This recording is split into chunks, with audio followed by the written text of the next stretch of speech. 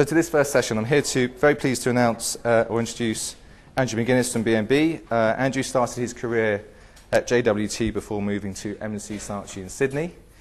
He moved back to UK to join TBWA, where he was made Managing Director and lastly Chief Executive. In 2005, he left TBWA to become one of the founding partners of B&B, an agency I know we all fear pitching against. They've done fantastic work for the likes of Carling, McCain and The Independent. Over to you. Okay. Thank you for coming. I have to say I'm really pleased to be here, not least because I've been trying to get into BBH for years and finally got in. So I'm going to talk. What I want to do is, this is what I was asked to talk about. I should actually add also that my PA was sick yesterday, so I actually had to do some work. So if anything doesn't look beautiful, blame me, not her. This is what I was asked to talk about, the challenges and opportunities of account management and how they're changing and my perspective on that. And what I want to try and do, because I don't really have answers on that, have a perspective from B&B, unashamedly a B&B perspective on that. But I'd love to kind of maybe, if I can finish in half an hour, then we can get a kind of discussion going. I think that would be kind of more fruitful.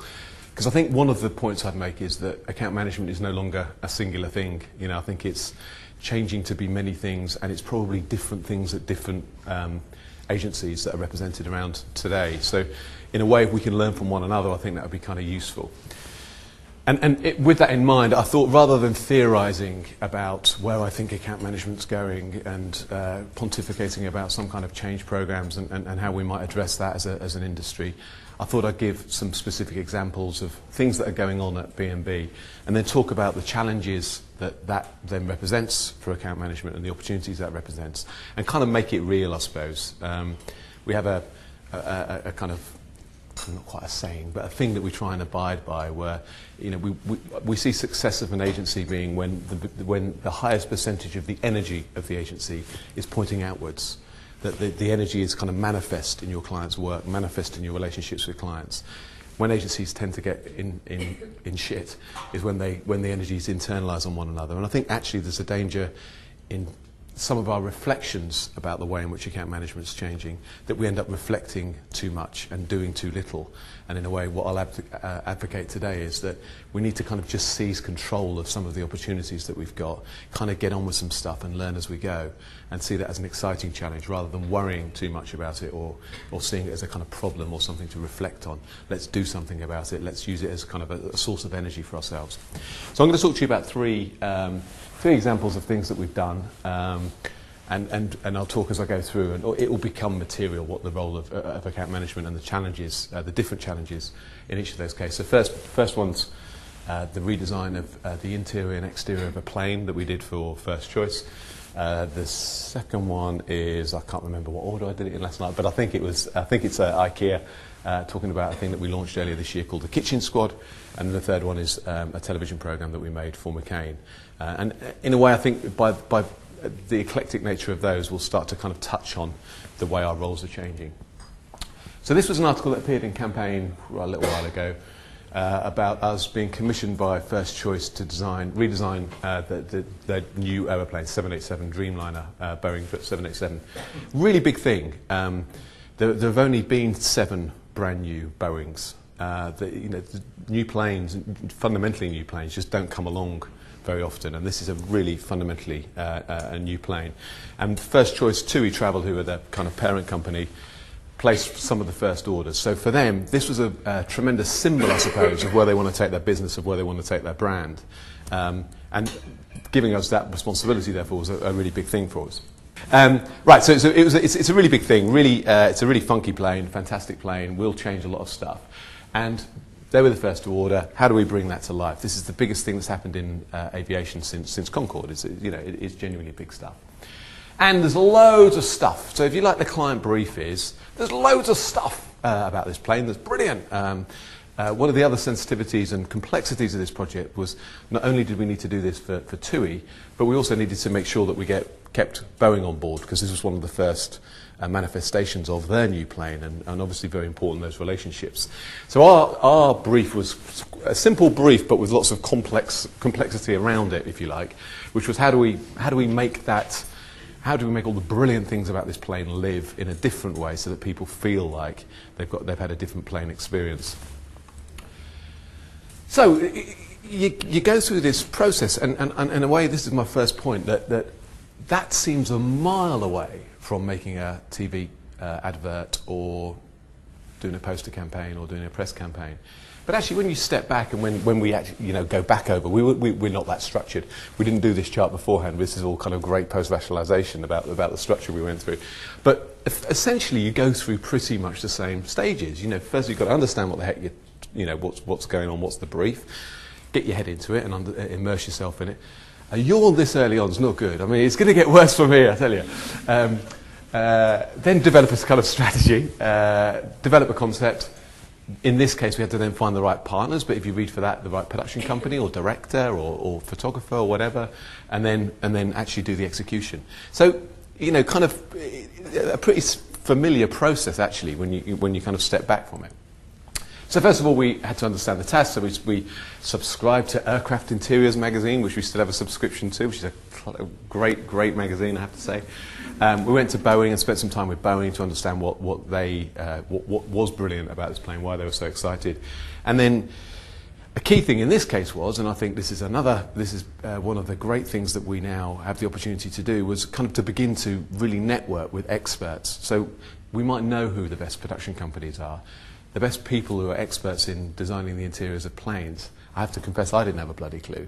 So you have to kind of get yourself into a new network and start to understand who's great in this field, and therefore open up a whole new world, a whole new area of creativity, which is brilliant. The technical requirements are really quite in depth. I suppose this is the kind of equivalent of understanding the BACC code or something. But to the thickness of the carpet, for example, to take an example, really kind of matters, because everything on a plane, the weight is measured to the nth degree, because obviously there's revenue in every extra bit of weight they can bring in. So the technical requirements are quite in depth. So we had to understand fabrics, we had to understand carpets, we had to understand weights of things, really quite a lot of detail to get into. So that was the kind of first step. And then we had to make a decision about how we were going to do it. So were we going to, for instance, for example, we could get Philip Stark to have helped us as a big name designer, then get that executed by aircraft design experts, and then kind of sell that concept to Boeing. What was our approach going to be here? How were we going to do it? What was our role going to be, and how many intermediaries were going to be between us and the actual plane? In the end, we decided that we would take it quite a long way and actually do a lot of the design and the creative work, I suppose, that we would then use the skills of an expert, I suppose, as you might as we might now with a social media campaign, or we might with a digital campaign. But again, here it was finding who those experts should be and then do that straight through to Boeing. So the company we chose was a company called Honor Aviation, who are kind of, I suppose, agency of the year, if you like, in aircraft interiors. They're the best of the best. And they also were open to working with us, because it's quite odd for them to have another intermediary, I suppose, between them and the client. So then you start getting into strategy, and again, this even though it's an unfamiliar task, the process is quite familiar. So we had to try and reconcile what was brilliant about the plane, what the hell it did for the consumer, and then how does the fact that this is not an airline, this is actually a holiday provider, these are people who are going on the holidays, how does that affect it, and how does that change what the consumer wants and what their relationship with the plane is? So we developed a whole series of concepts. Again, as you might at the beginning of an advertising process, talking about the different ways into this. So, for example, the dream of flying. Could we pay homage back to the heyday of flying? Could we recapture some of the spirits of the early days of flying? It feeling like a cocoon, you being kind of literally cocooned in the air, and how would we bring that to life? And brought it to life in the way that you would with concept boards generally, with a series of statements, kind of headline, and then some kind of mood imagery around it. Then we developed those further with the client, and ended up with three key areas, and I'll talk to you about the one that kind of won. We then started looking at, okay, so how do you express the moods, the images that we've got within those mood boards? What might they look like as textiles and colours and things? I mean, it's brilliant in an ad agency to be doing this sort of stuff. It's really interesting and really different stuff to be doing. And then how would that work as seat backs and all of that? Because obviously that's pretty crucial. we then did some research groups and started to talk to consumers about it, get some feedback again, in the same way as you would on a campaign, looking for direction rather. Certainly in this kind of area, they don't have the answers. I mean, I don't think they have the answers on ads, but they've never even thought about what the interior of a plane is. No one gives it a second thought. I mean, they're created, I suppose, as deliberately bland environments most of the time, so consumers have got nothing to kind of play with. And then the conclusion of which, I suppose, was that really what they wanted was this sense of calm and sense of well-being. And if they had that sense of well-being and calm, they didn't want the holiday to begin on the plane in terms of the excitement of a holiday. What they wanted was kind of preparedness, I suppose, for the holiday, to feel like when they got off that plane, they'd be ready for what was coming after that, for the holiday. So it was the beginning of a kind of relaxation process, a kind of wind-down process, if you like, whilst they're in the plane. So the concepts that won were things that in the premium areas, it was going to be a kind of the theme of a lush tropical spa, and in economy it was a kind of beach spa kind of theme. And immediately again you can start to think about how that might become manifest in that environment. So, for example, in the furnishings,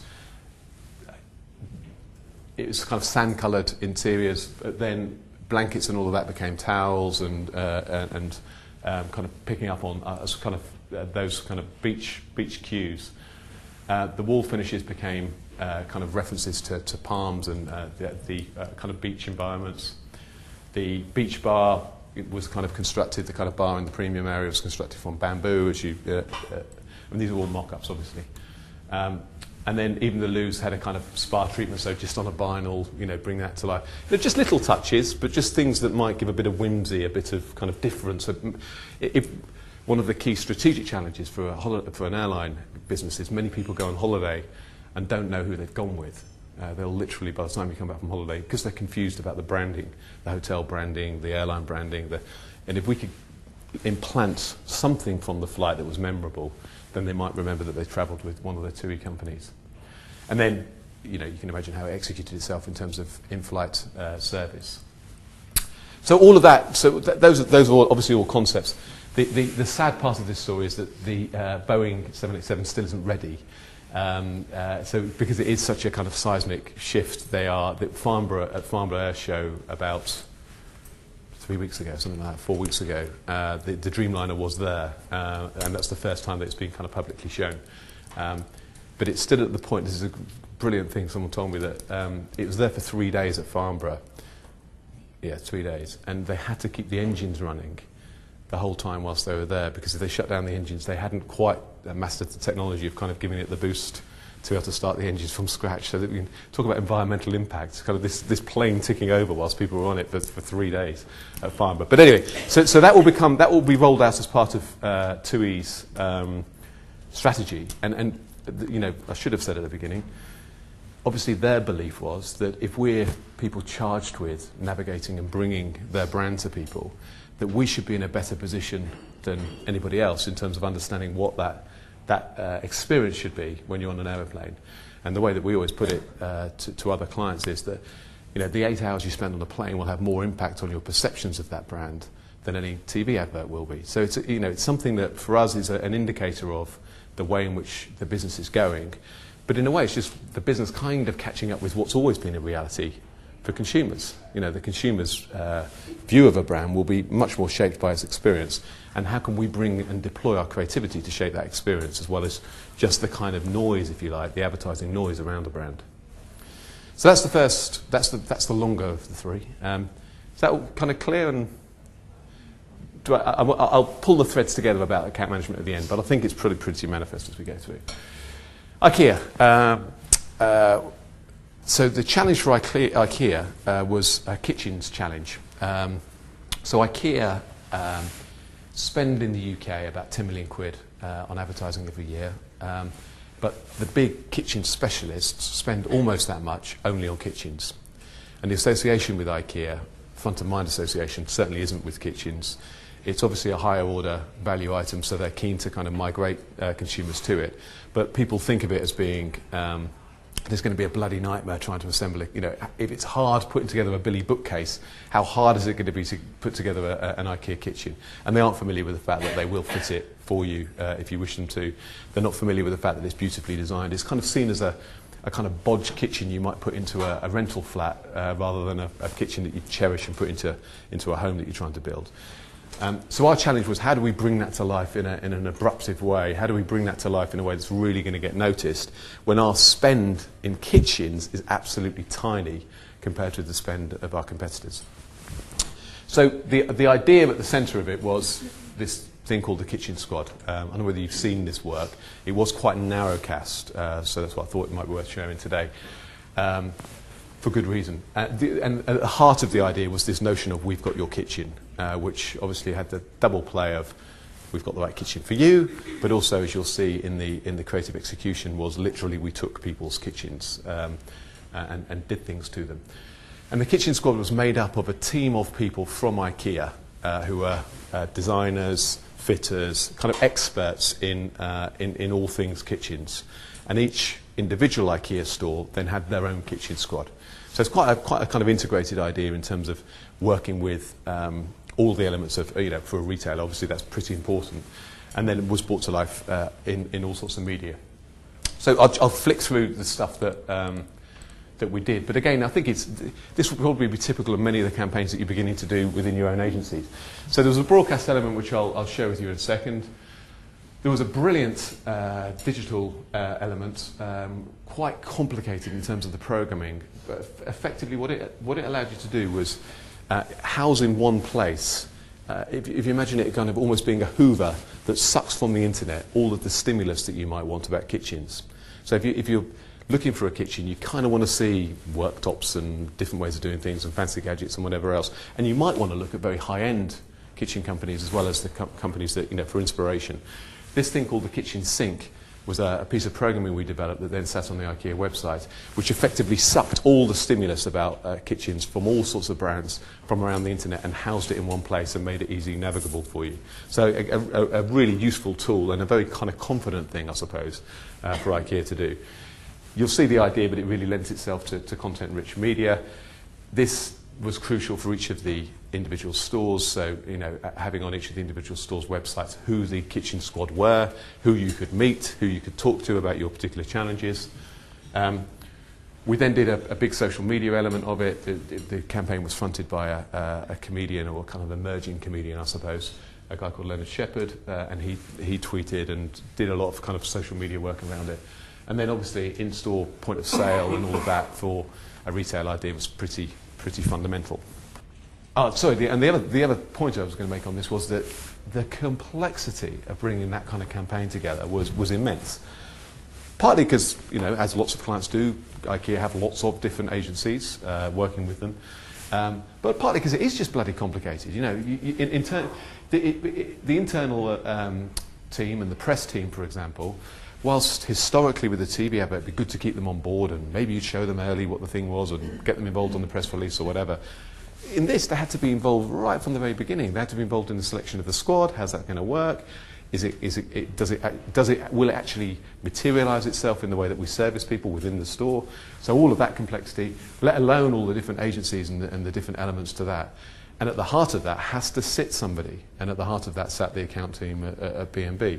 And again, bloody exciting. Difficult, but exciting. Right, so last thing, McCain. I just want to talk to you about one example from McCain and show you it. If you like, if IKEA was a kind of proxy television program, a kind of pretend TV program within a TV program, this is an example of where we've made an actual TV program. And it stems from a deal, again, something that we did, we put to the client, we negotiated, which was the McCain sponsorship of UK athletics. The strategic imperative being that McCain, as a chip manufacturer, was seen at the wrong side of the health debate. They were seen as kind of used as a symbol of the wrong kind of brand, the kind of brand that we need to kind of govern and control a bit more if we're going to get a grip on obesity. Actually, and this is where I could bore you for hours, and I'll try and keep it short, McCain's on the right side of the obesity debate. McCain oven chips are 5% fat. ordinary chips that we used to have, I don't know when you were kids, but when I was a kid, you know, deep fat fry or whatever that you'd have at home would be 15% fat. So McCain's probably done more for the health of the nation than any single manufacturer, because we will still eat chips, but we're now eating far better chips than we used to eat before. So we need to get them on the right side of the obesity debate. And part of that is in the calories in, calories out conversation, and as a manifestation of our belief in the calories out, our commitment to calories out, we have funded UK Athletics, did a deal, 5-year deal, 5 million quid, where we sponsor UK Athletics, and what we're responsible for is nurturing of a new generation of people having a go at athletics. So we organise for McCain sports days where people can have a go at throwing a javelin, because they don't get a chance, lots of kids don't get a chance to do that at school, have a go at doing long jump, have a go. And then if they look like they're pretty good at it, then we introduce them to local athletics clubs, and then they go into the kind of already existing athletic system. So it's a really good and big programme. But how do you bring that to life? Again, quite complicated to put together in conventional comps.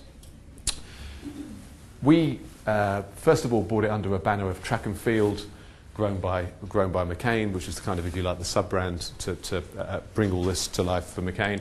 And then we did a deal with Channel 4 where we developed a programme called the Track and Field Show, which is actually still on air at the moment. I had a bloke I play football on a Monday night, and he said to me, "I saw your name on a credit I was sitting there with my son on Sunday watching TV," and he'd been watching the Track and Field Show. So it's running on Sunday mornings if you fancy catching it, but I'll give you a quick look at it now. So we wanted to have, you know, as we all know, probably all of us are now getting involved in producing this form of kind of entertainment content, which is kind of brought to you by a brand. Bloody hard again, isn't it? Because you've got to try and make sure that you make sure it's branded and that you don't just fall into the trap of enjoying making a television programme. But on the other hand, you've got to make sure that there's no point in producing a television programme where people really will just tune out and turn off if it's not good. And kind of reconciling that with the client and helping a client understand the relationship that's different when you're a broadcaster, effectively, rather than when you're just buying the airtime, ceding the control that a client has to do in making TV programming is quite difficult and quite complex as an account management job. So again, you know, brilliant new challenges. So bringing those threads together, why did I take you through those three things? First of all, I think our job's becoming inordinately more complex. And, you know, as with any kind of new challenge, there are two ways of looking at that. You know, there is, oh, bloody hell, this is getting complicated. Or there is, fantastic, this is really much more complicated and demanding than it's ever been. But it definitely is much more complicated. Bringing all these threads together, all the choices that we have, the kind of different challenges of dealing with different types of creative people, much more complex.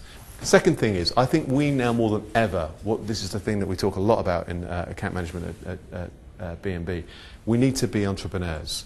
We need to be seeking those opportunities. We need to be seeking those things out, both for our clients, because these things won't just present themselves, and if we sit there and wait for them to come to us, they might not come to us. So both for our clients, but also for our agencies.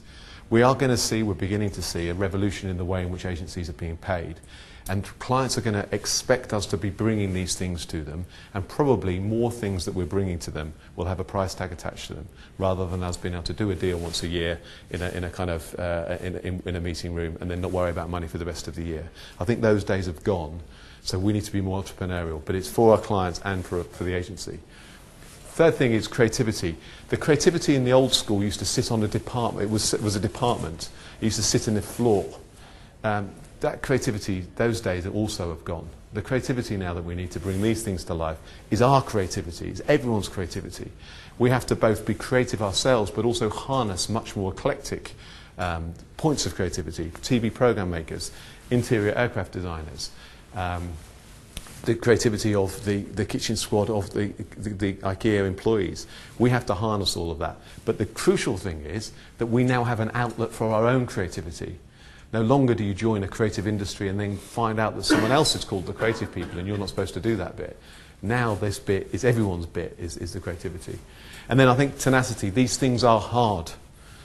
They're much more difficult. They're not pre-programmed in the way that a television commercial is in terms of staging posts. They can stop at any point. It's easier for them not to happen. you've got to remember there's an incumbent industry in broadcasters particularly, but all of the incumbent media have got all sorts of evidence that they've fed to clients over decades, which will point to the fact that they shouldn't be doing anything that's that progressive. And they're just the incumbents. They're doing what they should be doing. But they've got data points, which many of these new things just don't have those data points. So it's bloody hard. And we've got to be really clear in our own minds it's the right thing to do. But then it takes a tenacity to follow that through, because you are going against the tide. You're being the black sheep, if you like. And then I think the final point, this is my final chart, for me, account management has always been, great account management has always been about leadership. And now we need that leadership more than ever.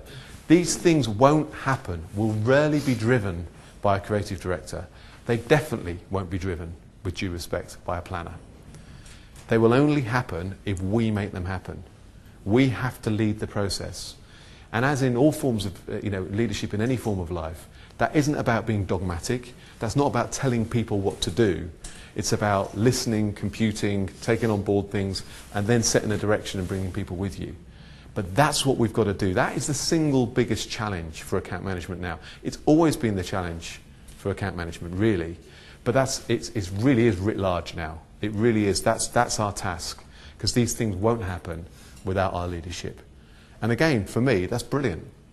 And for the people who are going to be the next generation of leaders of our industry, they've got much more opportunity to take on leadership earlier than I did. And again, that's brilliant. But it does mean there are different responsibilities. It does put different pressures on you, and it does put different responsibilities on you. If you want to be a person who's a cog in a machine, this mightn't be the right industry for you, because it ain't going to work that way in the next 10 years. You need to be more than that. You need to be a designer of a machine. You need to be someone who's capable of leading that machine. The metaphor breaks down. But you know what I mean.